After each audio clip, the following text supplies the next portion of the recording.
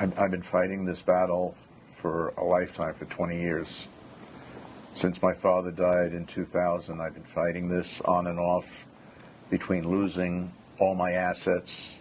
No one should be exonerated from crimes like this, or with or without their accomplices, because none of these crimes can happen long term without officials committing obstruction of justice and abuse of process. I remember that day like it was yesterday. I had just returned from a chiropractic convention, and I went to the hospital where I was usually seeing my dad almost every day, and he was hooked up on life support. He wasn't in the usual place he was, the usual room.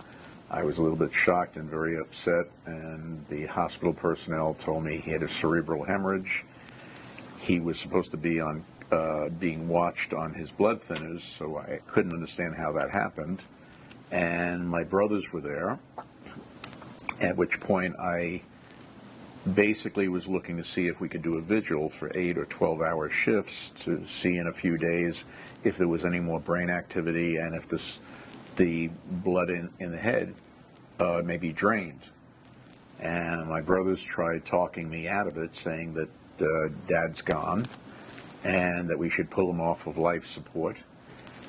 And I really had a conflict with that. At the time, my firstborn, who was the only daughter I have, was 7 months old. I just got married a year and a half, and I had a fairly close relationship with my dad, and my brothers didn't want me to leave him on life support. My father's business, Party Goods Warehouse, Inc., was starting to take off.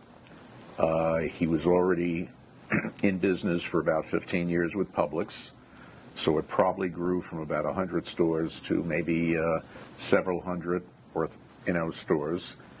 And the revenue a year that they were getting from Publix went to $2.1 million in 2001. So the business was taking off and growing at a rate of about 50% a year, 50% a year.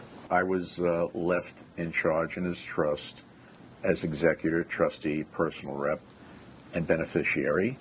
My brother Paul, he was left as a beneficiary with a clause in the trust, an entorum clause, that if anyone went against the will of the trust, they would be disinherited. And my other brother, who was working the business with my father, was basically disinherited because my brother, Robert Smith, would not let my father, Harold Smith, see his grandchildren. And he was very abusive on my father for those years, but my father still kept him working the company with him. And my brother had his accountant working with my father. Well, the trust said basically that I was executor, trustee, and personal rep, and beneficiary.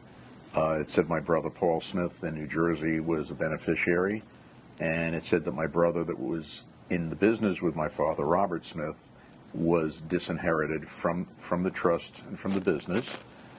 And that's basically what happened. You said that your brother was disinherited. How does that happen? My brother wouldn't let my father see his grandchildren, so my father personally disinherited my brother from the trust.